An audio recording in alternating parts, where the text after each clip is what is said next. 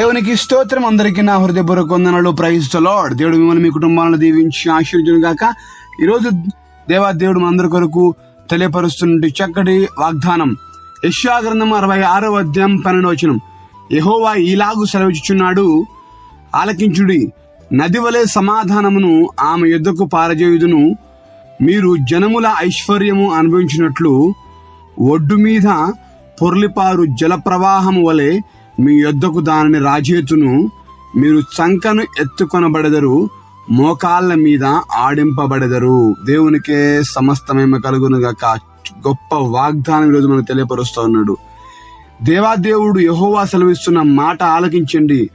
నది ఏ విధంగా ప్రవహిస్తుందో సమాధానమును ఎదుగు వస్తుంది, పారుకుంటూ వస్తుంది. ఆమె ఎద్దుకు అనగా దేవుని వాక్య ఆత్మీయ ప్రకారంగా సంఘమును దేవుడు స్త్రీతో పోల్చాడు. మీరు జనముల ఐశ్వర్యం అనుభవించినట్లు దాన్ని ఎద్దుకు తీసుకొని వస్తాను. నీవు బాధపడుతుండొచ్చు, కుటుంబంలో సమాధానం లేదని గాని, కుటుంబంలో ఆశీర్వాదము ఐశ్వర్యం లేదని గాని బాధపడుతుండొచ్చు.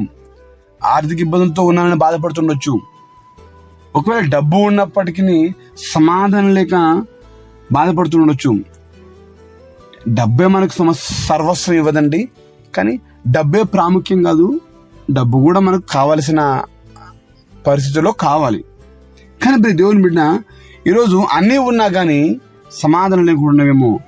నా దేవుడు ఇస్తున్న మాట ఏంటంటే, నది వలె సమాధానాన్ని నేను పారజేస్తాను. మీరు జనముల ఐశ్వర్యమును అనుభవించినట్లు అది మీ ఎద్దుకు దాన్ని రాజేతును. దేవునికి సర్వస్వ సమస్త మహిమ కలుగును గాక. ఆమెన్. ప్రియ దేవుని బిడ్డ, నీవు ఏ బంధకాల మధ్యలో ఉన్నావు, ఏ ఆటంకాల మధ్యలో ఉన్నావు, ఏ చిక్కుచికాకుల మధ్యలో ఉన్నావు, బాధపడుతూ ఉన్నావు, ఏడుస్తా ఉన్నావు, బాధపడు మాకు. దేవుడున్నాడు. దేవుడు సమస్తం చూస్తున్నాడు, సర్వస్వం చూస్తున్నాడు. ఆయన నీ కన్నీరు తుడిచి నీకు సమాధానాన్ని దయచేస్తాడు. నది వలె శాంతిని, సమాధానం అంటే అడిగే ప్రశ్నకు జవాబు ఒకటే కాదండి, శాంతి, పీస్. నీ యొద్దకు దేవుడు నది వలె పారజేస్తాడు. అదేలాగా మీరు జనముల ఐశ్వర్యం అనుభవించినట్టు ఒడ్డు మీద పొర్లిపారు జల ప్రవాహం వలె మీ యొద్దకు దాని రాజేతును. ఒడ్డు మీద ఉన్నది ఈజీగా మనకు దొరుకుతుంది. నీళ్ళలో ఒడ్డుకున్నది, చెరువులో కానీ నదిలో కానీ ఒడ్డుకున్నది తొందర దొరుకుతుంది. అదే మధ్యలో మనం పట్టుకోలేం. ఒడ్డుకు ఉన్నట్లుగా నీకు దేవుడు చేరుస్తాడు. మీరు చంకను ఎత్తుకొనబడరు, మోకాళ్ళ మీద ఆడింపబడరు. దేవుడు చంకలో ఎత్తుకుంటాడంట. అబ్బాయి ఎంత గొప్ప మాట అండి. నీ వయసుతో సంబంధం లేదు దేవునికి. నిన్ను ఎత్తుకొని, చంకలో ఎత్తుకొని నువ్వు ఆడించే దేవుడు. పిల్లలు మోకాళ్ళ మీద ఆడుతూ ఉంటున్నప్పుడు మనకు ఎంతో ఆనందం అనిపిస్తూ ఉంటుంది. పిల్లలు నడుస్తున్నప్పుడు ఆనందం అనిపిస్తూ ఉంటుంది. వాళ్ళు మోకాళ్ళ మీద అంబాడుతున్నప్పుడు ఎంతో ఆనందం అనిపిస్తూ ఉంటుంది. ప్రియ దేవుని బిడ్డ, ఈరోజు నా దేవుడు నిన్ను ఆ విధంగా ఆడింపజేస్తాడు. ఈరోజు నీకు మొత్తం దుఃఖమే ఉందా, నీకు కన్నీరే ఉందా, బాధే ఉన్నదా? ఇదిగో నా దేవుడు ఉన్నాడు, చూసుకో. ఈ రోజు ఈ వాగ్దానం ఎత్తిపట్టి యెషయా 66:12 వాగ్దానం నెరవేర్చబడును గాక అని ప్రార్థన చేయి. నది వలె సమాధానం, శాంతి నా మీద పొరలిపారాలయ్యా అని ప్రార్థన చేయి. నాకున్న అప్పు బంధకాలు, బాధలు తొలగిపోవాలని ప్రార్థన చేయి. నువ్వు హాస్పిటల్లో వెళ్ళడానికి కూడా నీ దగ్గర డబ్బు లేదా, ఒకవేళ నీకున్న రోగాన్ని బట్టి, నీకున్నటువంటి అప్పులను బట్టి వడ్డీలు కూడా కట్టలేక బాధపడుతున్నావా? బాధపడ మాకు, ధైర్యంగా ఉండు. నీకు ఇల్లు లేదని బాధపడుతుంది, డబ్బు లేక ఇల్లు కట్టుకోలేదని బాధపడుతున్నావా? దేవుడు నీకు డబ్బును ధారాళంగా ఇచ్చి, ఐశ్వర్యం ధారాళంగా ఇచ్చి, నీకు మంచి ఇల్లు కట్టుకోవడానికి, ఓ ఫ్లాట్ కొనుక్కోవడానికి, లేదా మంచి స్థానంలో ఉండడానికి దేవుడు ఆయన నిన్ను నియమించుకున్నాడండి. మీరు ఆశీర్వాదానికి వారసులుగా దేవుడు పిలిచాడు. ప్రియ దేవుని బిడ్డ, నేను డబ్బు గురించి చెప్తున్నాను అనేది కాదు, కానీ ప్రియ దేవుని బిడ్డ, దేవుడు చెప్తున్న మాట, దానిని ఎదుగు తీసుకొని వస్తాను.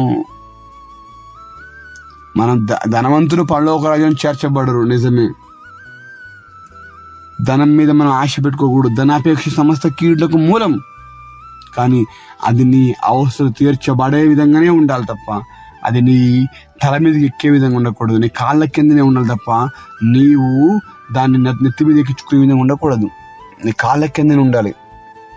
ప్రతి దేవుని బిడ్డ, నీ అవసరం తీర్చబడట్లేదు. ఇప్పుడు అది ఇంపార్టెంట్. ఐశ్వర్యం అనేది, డబ్బు అనేది, మరి అది నీకు దేవుడు ఇస్తాడు ఖచ్చితంగా. మాట ఇస్తున్నాడు, మర్చిపోడే మాత్రం కూడా. సంతోషంగా నీవు ఉంటావు, ఆరోగ్యకరంగా జీవిస్తావు, సమాధానాన్ని పొందుకుంటావు. ఇక అన్నిటి దేవుడు ఇస్తాడు. ఇప్పుడు నీ దగ్గర ఏం లేకపోవడాన్ని బట్టి అందరిని విడిచిపెట్టి వెళ్తున్నారు కావచ్చు. నువ్వు బీదవాడని, వేసుకోవడానికి సరిగా బట్టలు లేవని, ఉండడానికి సరిగా ఇల్లు లేదని, నీ దగ్గరికి ఎవరు రావట్లేదు కావచ్చు. ఆ దేవుడు నీకు ఇచ్చి నిన్ను ఆశ్చర్యించబోతున్నాడు, నీకు సర్వస్వం ఇవ్వబోతున్నాడు, సమస్తం ఇవ్వబోతున్నాడు. అప్పుడు అందరు పరిగెత్తుకుని నీ దగ్గర రాబోతా ఉన్నారు. ఈరోజు నిన్ను చీకొట్టిన వారు, ఈరోజు నీ బ్రతికేంది అని అందరు నీ గురించి పలు రకాలుగా మాట్లాడుకున్న వారు సైతం నీ దగ్గరికి పరిగెత్తుకుంటూ వచ్చి అన్నా, అక్క, చెల్లి అని పరిగెత్తుకుంటూ నీ దగ్గరికి రాబోతూ ఉన్నారు. ప్రియ దేవుని కుమారుడా, కుమార్తె, ఈరోజు నువ్వెక్కడికి వచ్చి మాట్లాడుతున్నావు? జాబ్ లేదని బాధపడుతున్నావా? దేవుడు ఇస్తాడు ఖచ్చితంగా. బిజినెస్ సరగలేదని బాధపడుతున్నావా? దేవుడు వృద్ధి పొందింపజేస్తాడు. పిల్లల భవిష్యత్తుని బాధపడుతున్నావా? దేవుడు తప్పక ఆ భవిష్యత్తును కట్టబోతున్నాడు, స్థిరపరచబోతున్నాడు. అనారోగ్యం బాధపడుతున్నావా? దేవుడు నీకు ఆరోగ్యం ఇవ్వబోతా ఉన్నాడు. అయ్యో, నాకు ఏది లేదే, ఆధారమే లేదే, నాకు ఏ సపోర్ట్ లేదని బాధపడుతున్నావా? దేవుడే నీకు సపోర్ట్ ఉండబోతున్నాడు. ఇంకెందుకు బాధ, ఇంకెందుకు భయం? బాధపడకు, ధైర్యంగా ఉండు. ఈ వాగ్దాన్ని బట్టి నా జీవితంలో ఈ వాగ్దానం నెరవేర్చబడును గాక నమ్మి స్తుతించి ప్రార్థించు. దేవుడు తన వాక్యాన్ని మనందరి జీవితంలో నెరవేర్చి మనల్ని వాడుకొనును గాక. ప్రార్థన చేసుకున్నాం. ప్రార్థన. మహాగరుడా, పరిశుద్ధ, ప్రేమ గల తండ్రి, వందనాలు, స్తోత్రములు. మీరు ఐశ్వర్యం అనుభవించినట్లు మీ యొద్దకు దానిని రాజీవితున్నావు ప్రభా. అది వచ్చినట్లుగా సహాయం తెచ్చేయండి అయ్యా.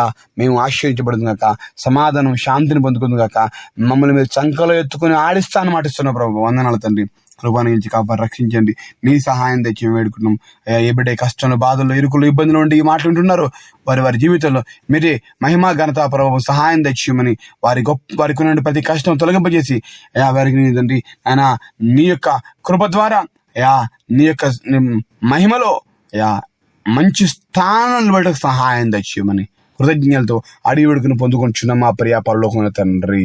Amen, amen, amen.